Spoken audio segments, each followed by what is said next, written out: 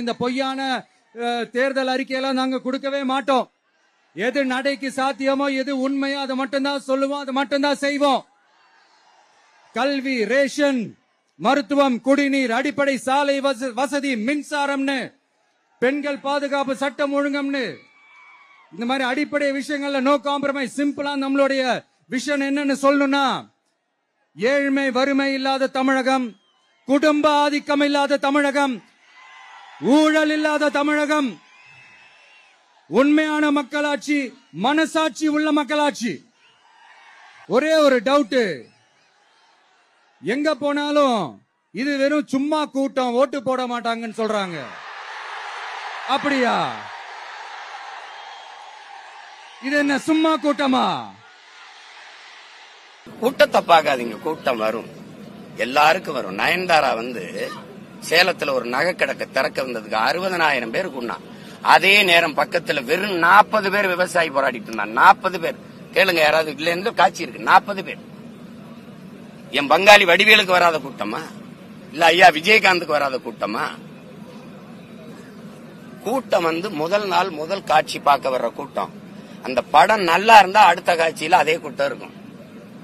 ரொம்ப நல்லா இருந்தா அடுத்த காட்சியில அதுக்கு அடுத்த காட்சியில அதே கூட்டம் இருக்கும். இல்லைன்னா அடுத்த காலத்துல திரையரங்கு ஏடிடும். நீங்க என்ன எடுத்து வைக்கிறீங்கிறத பொறுத்து தான். அது இப்ப நான் பேசுறத நீங்க போய் பாருங்க.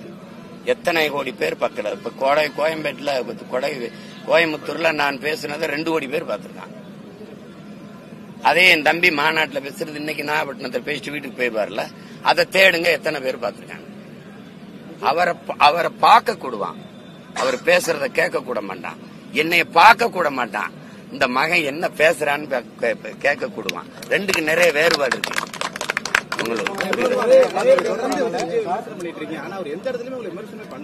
திரும்ப திரும்ப நீ இந்த மாதிரி மறுபடியும் கேட்டீங்கன்னா எரிச்சல் படாம கோவப்படாம என்ன பண்ண முடியும்? விமர்சனம்ங்கிற கேள்வி கேட்டா பதில் தான் சொல்லு. இது விமர்சனமா? இப்ப நான் இவ்வளவு நேரம் கேட்டது நீங்க சொல்லு, விமர்சனம் நீங்க சொல்லு. இப்ப நான் கேட்கறதுக்கு கேள்விக்கு பதில் சொல்லு.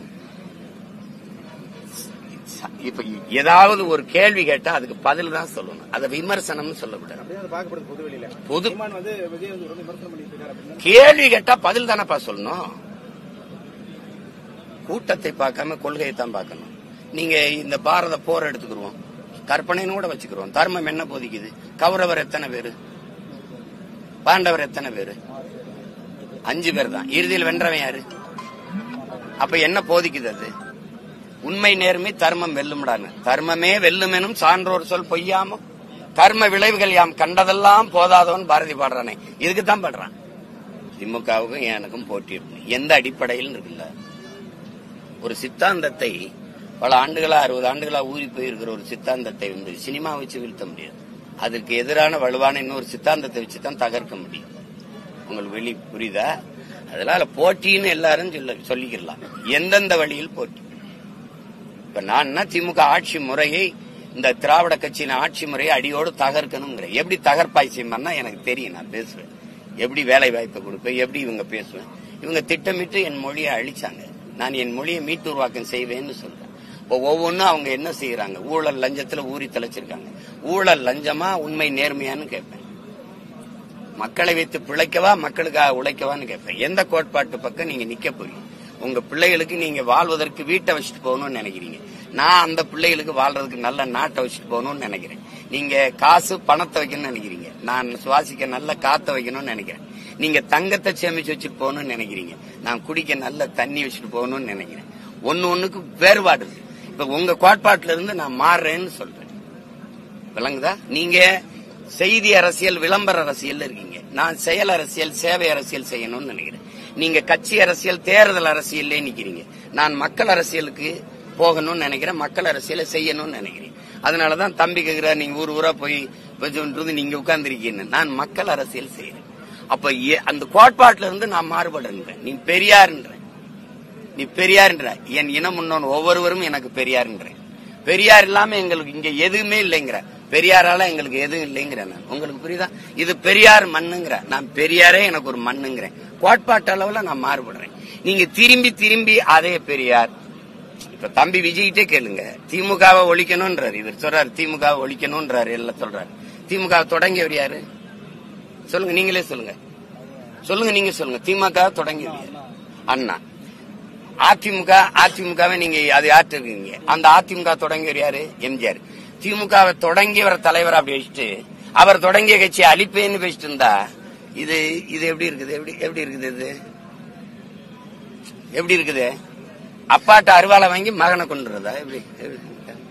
திமுகவை எதிர்க்கும் போது RSS கைக்கூலின்பான், பிஜேபி காசு கொடுத்துருச்சும்பான். பிஜேபி எதிர்க்கும் போது கிறிஸ்தவ கைக்கூலின்பான். புரியுதுன்னு நினைக்கிறேன்.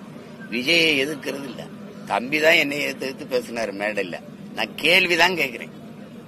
அண்ணன் கேட்கிற கேள்விக்கு பதில் சொல்லணும். பொது அறுவடையில வந்தால் நான் என்ன தவறு செஞ்சேன்னு எல்லாரும் என்னை விமர்சிக்கிறீங்க. இப்ப எதுக்கு இந்த கேள்வி கேட்கிறீங்க? ஸ்டாலின் ஐயாவை பார்த்த பிறகுதான் பேசுறேன். நீ மாநாட்டுல பேசின அடுத்த நாளே நவம்பர் 1 தமிழ்நாடு நாள உன்னை கேட்டேன். அது நீ பெட்டி வாங்கிட்டு தான் பேசணும். நான் கேட்கறதுக்கு பதில் சொல்லணும்.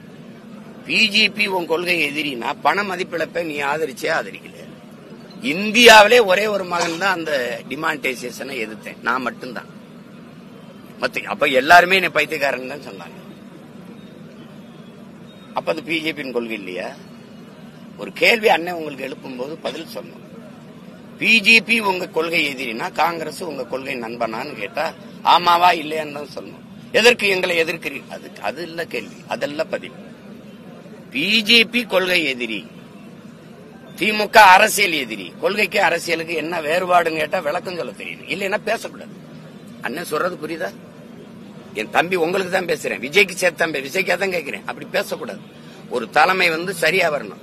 முன்னாடி நிக்க வந்திருக்கவன் நல்லவனா கெட்டவனான்னு பாக்காதீங்க, உண்மையானவனான்னு பாருங்கன்னு நீங்க அவ்வளவு பேருக்கு முன்னாடி பேசுறீங்க. கெட்டவன் எப்படி உண்மையா இருப்பான்னு கேள்வி கேட்டா நீங்க பதில் சொல்ல தெரியணும். மதச்சார்பற்ற சமூக நீதினு ஒரு கோட்பாட்டை முன்வைக்கிறீங்க. சாதிய ஒழிப்பு, தீண்டாமை ஒழிப்புன்னு நாங்க பேசுறது, சாதி இழிவு இருக்கு, தீண்டாமை கொடுமை இருக்கு, ஒழிப்புன்னு பேசுறோம். இங்க மதச்சார்புள்ள சமூக நீதினு ஒண்ணு இருந்தா மதச்சார்பற்ற சமூக நீதினு பேசுறது சரி. இங்க மதத்தின் அடிப்படையில் தான் அந்த வகுப்பாரி பிரதிநிதித்துவம் கொடுக்கப்படுதா? வகுப்புங்கிறதே உங்களுக்கு தெரியுது சாதிய கட்டமைப்பு. எந்த சாதியின் அடிப்படையில் எனக்கு கல்வி, வேலை வாய்ப்பு, அரசியல் அதிகாரத்தை மறுத்தியோ அதே சாதியின் அடிப்படையில் கொடுங்கிறதுக்கு போராடி பெற்ற உரிமை தான் இந்த வகுப்பாரி பிரதிநிதித்துவம். அது தெரியாம நீங்க மதச்சார்பற்ற சமூக நீதிங்கிறீங்க. நீங்க மதச்சார்பற்ற உங்க சமூக நீதியில கிறிஸ்தவர் இஸ்லாமியருக்கு இடஒதுக்கீடு இருக்கா இல்லையான்னு கேட்டா அதுக்கு பதில் தான் சொல்லணும். என்னை திட்டுறாருன்னு பேசக்கூடாது. புரியுதா நான் கேட்கறது? தம்பி, உங்களுக்கு தேவையானவன் வாடகை காசு வாங்கி தின்ட்டு புகழ்ந்துகிட்டு இருப்பான். இங்க ஒருத்தர் நிக்கிறேன், கேள்வி கேட்பேன். என்னை கேள்விகள் எல்லாம் பதில் சொல்றேன். என்னை கேள்விகள் பதில் சொல்றேன். நீங்க ஸ்டாலினை பார்த்த பிறகு அப்படின்னா நீ என்ன சொல்லாரு? ஸ்டாலின் பெட்டி வாங்கிட்டு பேசுறாரு. அப்ப நீங்க அப்படி சொல்லக்கூடாது. ஐயா ஸ்டாலின் சீமானுக்கு பெட்டி கொடுத்துட்டாரு எப்படி சொல்லணும்? அப்படி சொல்லணும். இப்ப நீங்க பிஜேபி கொள்கை எதிரிங்கிறீங்க, காங்கிரஸ் பெட்டி வாங்கிட்டீங்களா? திமுக அரசியல் எதிரிங்கிறீங்க, ஏடிஎம் கிட்ட பெட்டி வாங்கிட்டீங்களா? இதெல்லாம் என்னக்கடா ஒழிப்பீங்க? என்ன ஒரு தீப்பெட்டி விட வாங்கி தர மாட்டான்டா. ஏன்னா வெற்றி தர என்னத்தையாவது பேசுறது தம்பி. இப்ப இந்த கூட்டம் யாருக்கு எதிராக போடப்பட்டிருக்குன்னு நினைக்கிறீங்க? இப்ப இந்த கூட்டம் இப்ப இருந்து கேளுங்க, யாருக்கு எதிராக போடப்பட்டிருக்கு, யாருக்கு எதிராக கேள்விகள் முன்வைக்கப்படுதுன்னு பாருங்க. 1.5 மணி நேரம் பேசிட்டு ஒரு நிமிஷம் இப்படி ஒரு கேள்வி எழுப்புனா விஜய் டீச்சர் அவ்வளவுலாம் ஒண்ணும் பெரியது இல்ல.